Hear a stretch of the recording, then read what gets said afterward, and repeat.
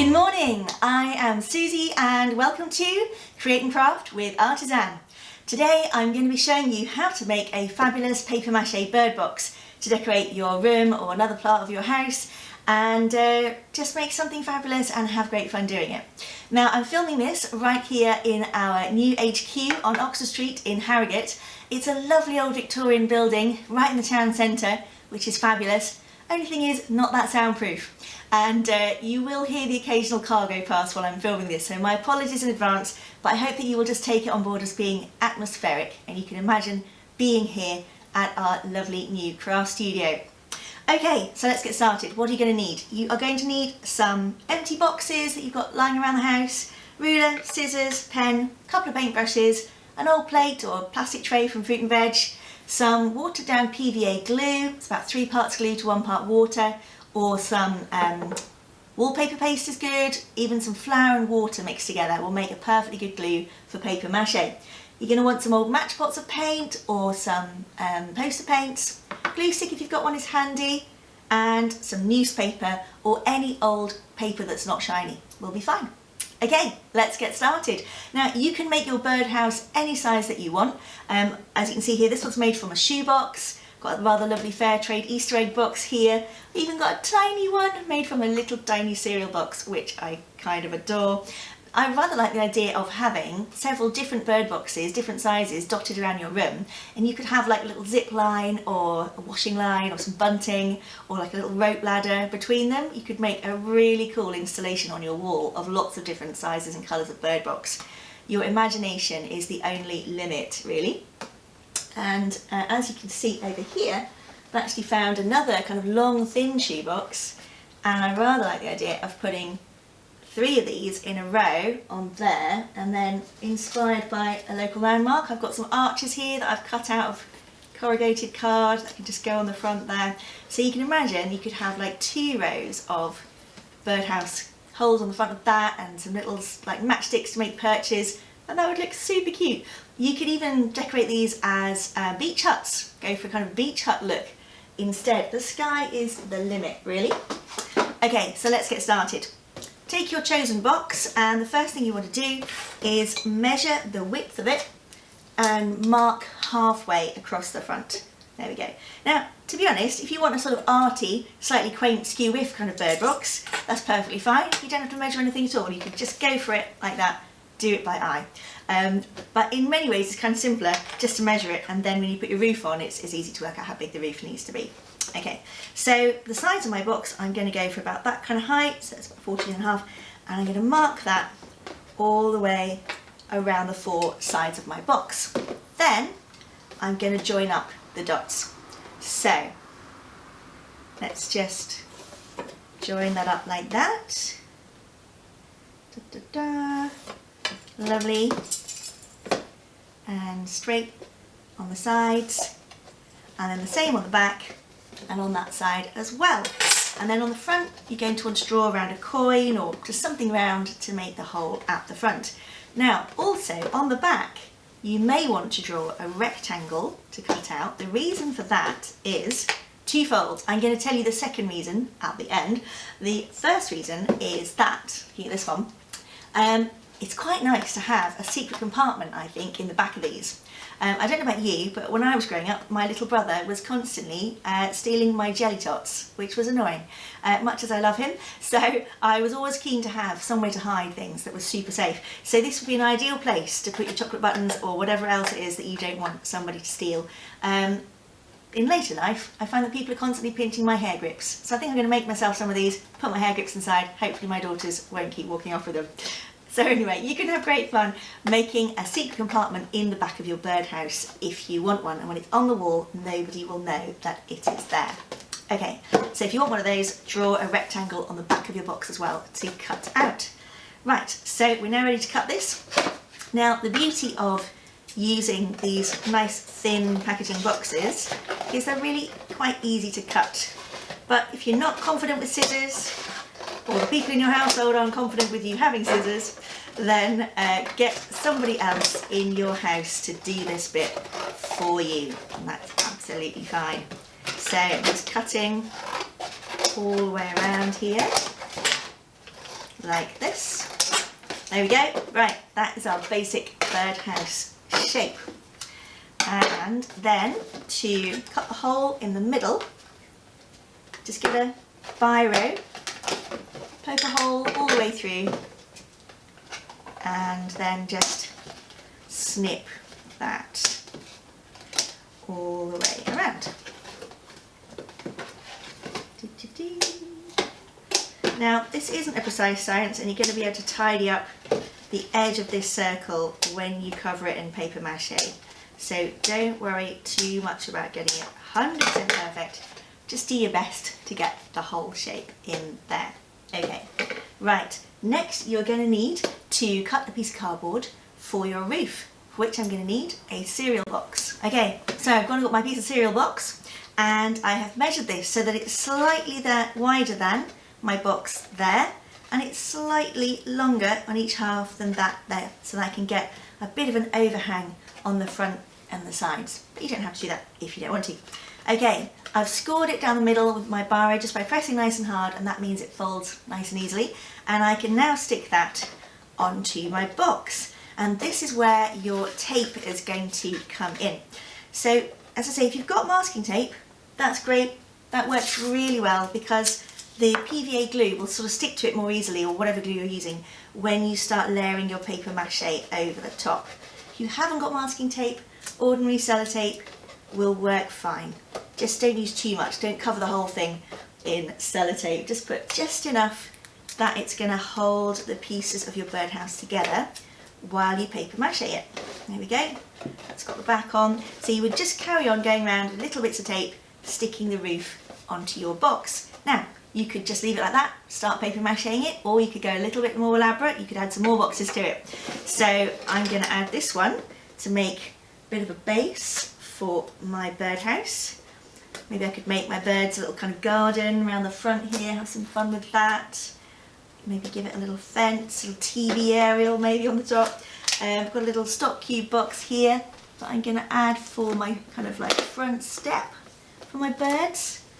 And you'll see on this one that there's kind of like a front door effect going on.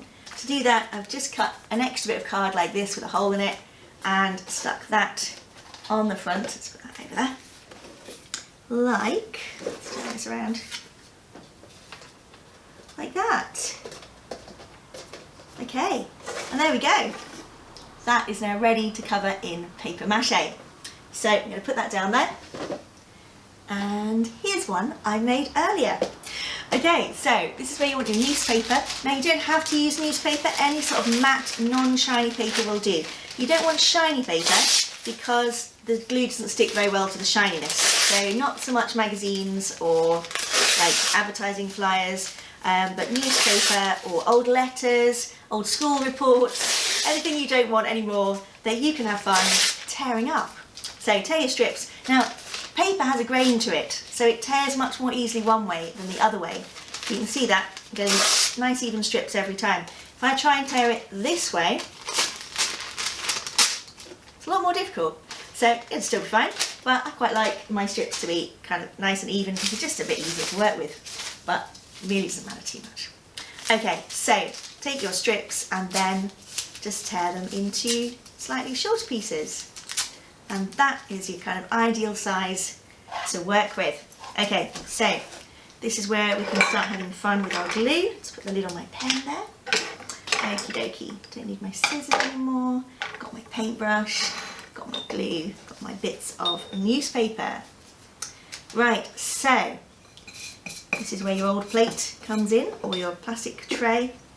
And then you just stick that onto the front of your box. And then use your paintbrush to kind of press that down and press it into all the little creases and nooks and crannies and corners of your box, and that will give you a nice strong effect. Now, not many people realise how strong a material paper mache is. In India, they are very, very good at making beautiful things from paper mache. They've been doing it for centuries and they make really stunning objects over there. And the Victorians learned how to do that, and they brought that skill back to the UK. And in Victorian times we used to have factories in the UK making paper mache objects. Trays, lampstands, even furniture. The possibilities with it are endless. And there was even a man in Victorian times here in the UK who had the patent to make seagoing ships out of paper mache. Now, I rather love the idea of making my own boat out of paper mache that I could go to sea in. I haven't got around to it yet. I know that will at some point. When I do, I promise I'll make a video about it. So there you go. As you can see, I'm just layering that on there. Now cover the whole thing with one layer of paper mache and then go over it all again. If you want it to be extra strong, if your strips are all going in one direction on your first layer, then ideally you want them to go in the opposite direction approximately on your second layer, and that will kind of create like a mesh effect, and that will become really, really strong. This one here is just a shoebox with 2 layers of paper mache on it from newspaper, and as you can hear, it is literally rock hard. Awesome, love it. So once you have finished completely covering your birdhouse, oh, and I forgot to mention, you're going to want to put some kind of loop of string or twine on the back here, and just make sure that it's nice and long, so that you've got plenty of kind of like traction there that you can paper mache over, glue it on really, really well, and then that will be nice and strong and it won't fall off your wall when you hang it up. Okay, so once you've finished covering your box in paper mache and you've left it completely to dry, you are ready to start decorating it. And this is where the fun really begins, because the sky is just the limit really. There's so many possibilities. You could paint the whole thing white with just some old white emulsion paint you might have at home, and then you could tear up tissue paper into lots of little pieces and you collage that all over your birdhouse and get a beautiful like rainbow effect or an ombre effect. That would be really stunning. You could cut out pictures from books and magazines that you don't want anymore and decorate that way. Or you could simply paint it, which is what I've done with this one. And I've just used ordinary poster paint and some old match pots that were lying around my house. And then at the front here I've made a little ladder for my birds with some sticks that I found in the garden and a little bit of garden wire. Now to get this kind of groovy effect on the roof here is very easy. All you need is a bit of old cardboard, just a bit of cereal box, and I've cut that just by eye into some triangles. And then I can just show you on this one. So let's just fold this so that I can put it over here and you can see more easily what I'm doing with it. So I've got a contrasting colour of paint here and clean paintbrush. Now I just want a little tiny bit of paint for this. It's called dry brushing. I'm actually going to take the excess paint off my brush on the newspaper there, and then you just lay your piece of cardboard onto the roof that you've already painted your contrasting colour. Tiny bit more paint. Okay. And then you just dry brush that over the top, and that will give you that really lovely effect, and you can just put that on there and carry on going and you will get this lovely kind of zigzag, almost like roof tiles effect on the roof of your birdhouse. Okay, cool. So that's the painted one. You could also decorate your birdhouse with some fabric. So here I've got one that I made earlier as well. Just going to get the paint off my fingers, about to put newspaper, almost covered in paint. Now this one here, I've gone with a bit of a Peruvian theme. Because as an organisation, Artizan International works in the UK and also in Latin America, in Ecuador and Peru. So I go backwards and forwards a couple of times a year and I work with our project leaders there to train differently able people how to become highly skilled artisans. And I'm very lucky because I get to bring back all sorts of fabric with me when I come back from my travels. So I've got some pieces here, and these are actually offcuts from the cushions that are made at our project in Peru. So you can stick this on very easily with double-sided tape. That's what I've used here. And actually, if you press that down hard, that'll be fine. That's not going anywhere. You can also use felt, and you can stick that on with just a glue stick. So if I move our plate out of the way, if I get my glue stick, and put plenty of glue onto this felt, and that will stick on perfectly well with the glue stick. And you can use that for all types of fabric, and generally speaking you'll find that it will stick. So there we go. Press that on nice and firmly. You can see how easily that has gone on. Let's put the lid on our paint before I knock it over. Okay, brilliant. So I've also added, as you can see, a little bit of pom-pom trim on there as well, because who doesn't love a pom-pom? So as you can see, the sky's the limit really with your imagination. There's so many different possibilities with this. Now, why stop at one birdhouse or a collection of small birdhouses when you could have a high-rise birdhouse? So that's what I've gone with here. This is just a selection of different boxes. I've got shoe boxes, I've got cat food boxes, I've got some cracker boxes there, and this one here will actually sit on the top like that. There we go. I'm just going to stick that on with some tape for now, and later on I am going to stick it on a bit more permanently. Fabulous. Okay, so you can have great fun accessorising your birdhouses with all sorts of imaginative things. So I've made a couple of ladders for my birds. So here we go. That one can go on there. Lovely. And I've got another little one here. I've just made these from lolly sticks that I've just stuck together. There we go. If you look very carefully, you'll see that there is a little picket fence around the bottom of my birdhouse here. And that was just really easy to do. I just took an old nail file, so it's not particularly sharp, but it does have a bit of a point on it. So do get somebody to help you with this if you shouldn't be handling sharp things. And you can just push that into the surface of your box. Oh, lost the ladder. And then I've got some lolly sticks here that I've just broken in half. Again, get somebody with strong hands to help you with that. And you can literally just shove those into the hole that you've just made with your nail file. There we go. And then I've just used some embroidery thread to weave in and out of the lolly sticks to make that fence effect. But you could just use another stick which you could stick on, or you could use a bit of thread, you could use a bit of unravelled jumper, whatever you happen to have at home will be fine. Let's just put that back on there. There we go. And just for the final effect, I've got some little birds here which are going to pop on here. Now, if you don't happen to have artificial birds at home already, perfectly understandable, but fear not, because we are going to be putting out these craft videos every Monday, Wednesday and Friday for the next 3 weeks, and maybe longer. We'll see how it goes, if you're all enjoying them. And we're going to be showing you how to make your own paper mache birds from air drying clay that we're going to teach you how to make yourself in a future video, and that will be on next week.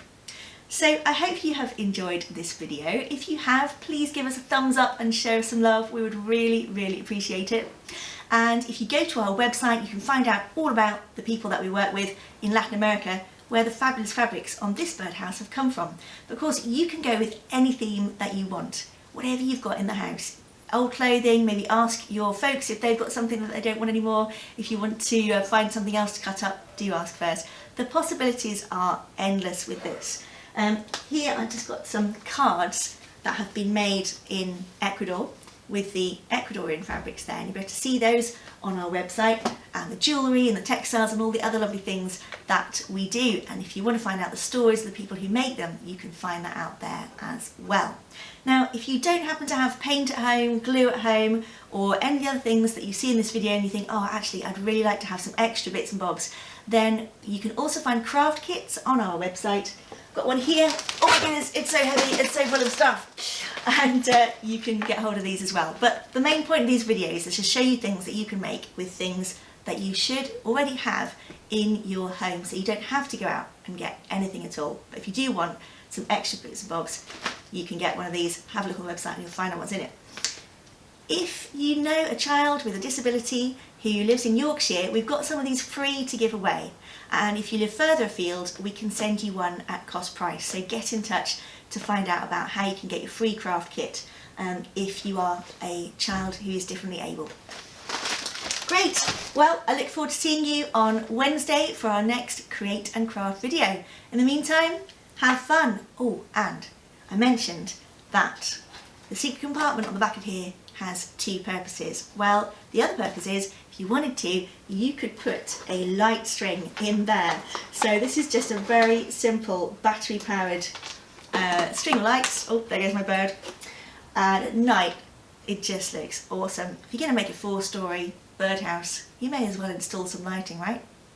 Okay, have fun creating, and I'll see you next time. Bye bye.